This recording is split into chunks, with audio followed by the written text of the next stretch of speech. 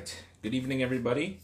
Thank you for joining us. We had a small break from the class in honor of Passover. We didn't have any classes, but we're back, and we hope to be here every week, God willing.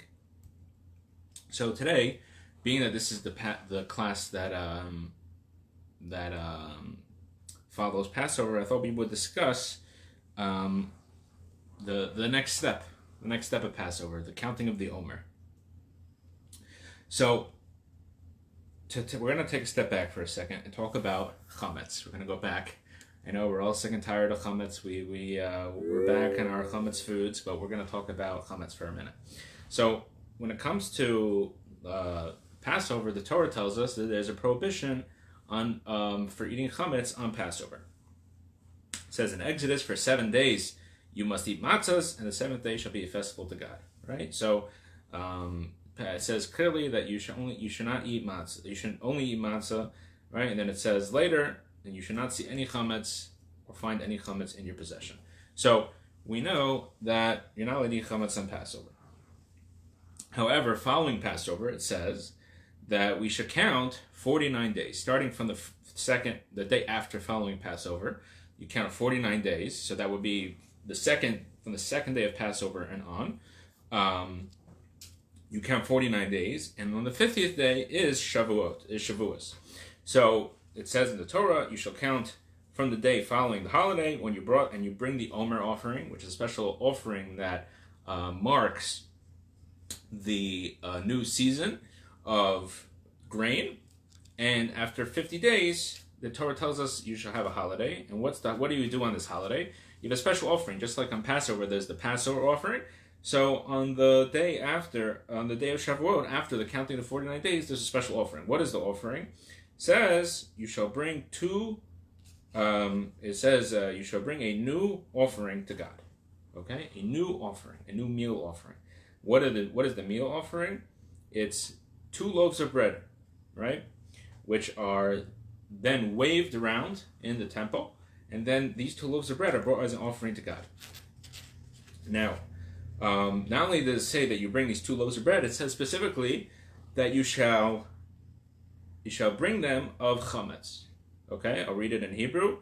Soilas tihiyana chametz teafena. You shall bring it of soilas, which means fine flour, and chametz, it should be baked as chametz. Now, how else would you bake bread, right? You'd think that bread would usually be made of chametz. Now, what's different is that actually in the temple, they never brought chametz in the temple. All the times in the temple that it talks about all the meal offerings, it's always matzah, right? So for example, we have the 12 loaves of bread that were put in the temple, in the heichal, in the kodesh, in the sanctuary of the temple. There was 12 loaves of bread on the special table, right, shaped in a very unique way. The Torah tells us those were all matzah. Okay, they were all matzah, and every Friday it was eaten, but it was all made as matzah. And then you have, as well, there is other times when you bring meal offerings throughout the year, but whenever it says a meal offering, it's all kosher for Passover, all year round. The temple is kosher for Passover, except for 2 occasions. One occasion was the Karban Toda, the Thanksgiving offering. If a person survived there's 4 different types of things that occur to a person, that if they survive those things, they bring a Thanksgiving offering. So, for example, if somebody crosses the ocean, that's one of the things. Then they bring a Thanksgiving offering. The bread that they eat that comes with the offering is made of chametz, which is why something we actually say every day, part of davening, we say Mizmor L'Soda. We say the song that they would sing by the Karban Toda, and we do not recite that during Passover because you cannot bring it during Passover because it is made of chametz. Now, that's one exception. However, that exception is a private offering. That's not a communal offering. That's a specific person who survived one of those things, and they have to thank God for it. so they bring the bread. But when it comes to a communal offering, there's only one exception. What's the exception? The Shavuot. That's the only exception. The whole year round, we bring. It's all the different breads in the temple were matzah. Okay. So, this ceremony was actually, they were waved in different directions in order to, it was actually related to the wind and harmful dews, that we didn't want the wind or the harmful dews to damage the grain, so you would wave it up, that protects from the wind, and wave it down. So it was a whole thing. So the question really is, what is the difference between Pesach and Shavuos, that on Pesach, all chametz is banned, right?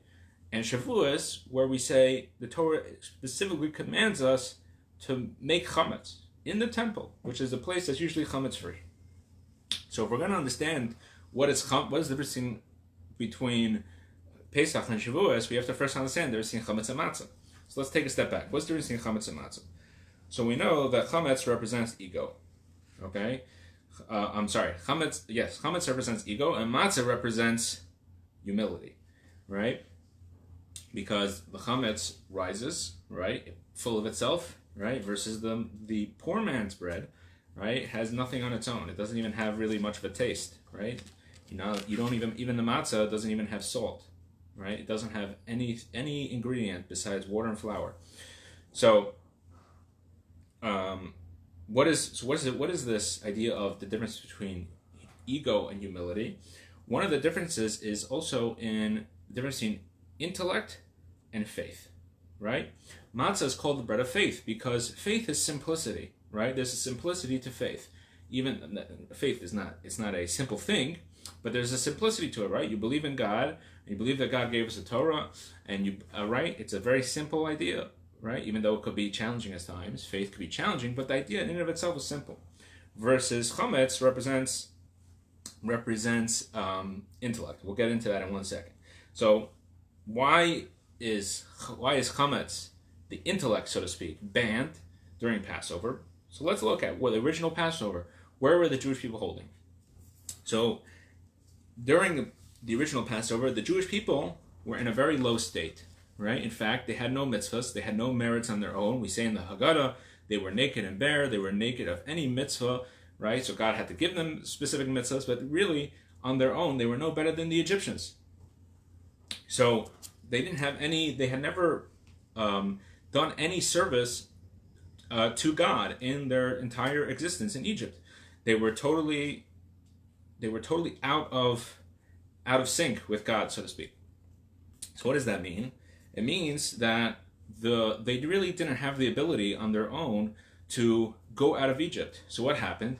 God took them out of Egypt. And not, like we said, God himself, because the Jewish people were not in any way able to get anybody else to take them out of Egypt. Not a malach, right? We say in the Haggadah, not a malach, not a saraf, not a messenger. Why? Because the Jewish people weren't worthy. So only God, who's beyond any calculations, could take them out of Egypt. So because the Torah tells us, in fact, they were on the 49th level of Tumah, which is right before it gets to the 50th level, which there's kind of no coming back from, so to speak. So the Jewish people were really, really low situation. So God had to kind of take them out, and they weren't ready to put any of their own effort in because they had none. They had nothing to offer. Now, on the other hand, so looking at it from a matzah perspective, the only thing they could have was simple faith, right? That was the only thing they could have at that time, which is really important, right? But that's all they had. They had nothing to contribute on their own. So God himself comes and takes them out of Egypt, but they couldn't put their own effort into it because they were totally not on the level to put any effort toward it. However, when it comes to the time of Shavuos, what happens between Shavuos and Pesach? Between Pesach and Shavuos, we have the Omer, and we count 49 days. And every day we're moving up a level, right? And that's what the Jewish people did. God really should have taken them out of Egypt and put them straight to Mount Sinai. But the Jewish people, instead, God gave them 49 days. Okay, you were on the 49th level of Tumah, the 49th level of impurity. You have to make your way up, right? And now you got to start putting in your own effort. And after they put in their own effort, for 49 days, they were now on the level that they were on a level of chametz. Now chametz became a mitzvah. So let's look at the way it works. So first 7 days of Passover, right? 7 biblical days of Passover. Chametz is, you can't have any chametz. You need simple faith. That's the way you start. Then after the 7th day of Passover, you have the 8th day of Passover. What happens on the 8th day of Passover? On the 8th day of Passover, there's a custom that we say that all the stringencies we take upon ourselves during the first 7 days of Passover, we don't take on the 8th day of Passover. Why? Because we've achieved the level that the chametz can no longer bother us in the same way, right? That we're not afraid of our intellectual capacity, right? In the beginning, we don't have that capacity, so we need simple faith. Then we're not afraid of it anymore. Then after Passover, chametz becomes optional, right? Chametz becomes that you don't have to eat chametz. There's no mitzvah in the Torah to eat chametz after Passover. You might think this so, seeing the lines outside the pizza shop, but there's no biblical obligation to eat chametz after Passover. It becomes optional, which means that we're not afraid of it anymore. We're even less afraid of the intellect, and we can start to put our own service of God towards what's going on over here. Then, after that, we have Pesach Sheni. That's kind of the midpoint of which represents what is Sefiras HaOmer. We have Pesach Sheni. Pesach Sheni is the second Passover, when the Jewish people who couldn't bring the Passover offering during the first Passover. 1 month later, they have an opportunity to bring it on the second Passover. What happens on Pesach Sheni? And even though the people who are doing the second Passover, who weren't able to do on the first one, they're doing Passover, and they're not allowed to have chametz while they bring the Passover offering. However, they're allowed to still have it in the house. It's allowed to exist at the same time, right? So we have this kind of coexistence of chametz and matzah, right? That's kind of what represents the whole Omer counting that we're in right now, where the intellect is balanced by is still being balanced by our faith. Our intellect we're still working towards putting our own effort into service of God. And then finally comes Shavuos. And Shavuos comes that we've broken out of all the boundaries of Mitzrayim. We've broken out of it, and we've counted for 49 days. We put in the effort that now the Torah tells us it's a mitzvah to make chametz. The mitzvah to make chametz on Shavuos. Why is it a mitzvah to make chametz? Because now it's not enough that we have the simple faith. Simple faith is the beginning. But now God says, I created intellect, I created logic, I created all these things, and now I want you to put your own effort into service of God. It's not enough that God overwhelms us and takes us out of Egypt in a way that we were totally undeserving. That's the beginning. That's the beginning. But now that we've gotten to Shavuos, we've gotten to a level where there's a mitzvah now, we have to put in our own effort, right? It's not enough anymore that God took us out of Egypt in a totally undeserving way. Now we got to put in the effort. And really, this is really how it works in life as far as our service of God, right? It's not just a time-bound thing of every year we go through this kind of cycle of Pesach where we go totally on the side of faith in God, and then we work our way up into putting our own effort. But it really isn't in life, right? The first way we have to serve God is we have to have pure faith, right? Because if there's no faith, right, how can you serve God if you don't know who God is, right? You have to have a faith that God exists, and He gave us the Torah, right? That's number one. You got to have the simple faith. Then you put in the effort, right? And it's not the simple faith at some point becomes insufficient, right? And that's what really the counting of the Omer and going towards Shavuot. That's really what that is all about. Is that we're now saying simple faith. That's how we got here in the first place, right? But how are we going to go further? It's not enough. We got to put on our own effort, right? That God is not going to do it for us, so to speak. That's what simple faith is. We're saying relying on God totally for my Judaism. But at some point we have to put on our own effort, use our intellect to understand the things that we're supposed to understand. We're supposed to use our emotions to get emotionally excited about God, right? Etc. etc. And that's what we're doing now in this time of the Omer, is we relive this idea every year. So really, this is a foundational principle that at some point we have to put in the effort. It's not enough to rely on God. It's not enough to rely on somebody else. It's not enough to rely on the community. We have to put our own effort into our Judaism. So we'll leave that here for now, and I guess we'll talk about this more in Shavuot. Hopefully, we'll see everybody then. Looking forward to seeing you next week. Have a good Shabbos.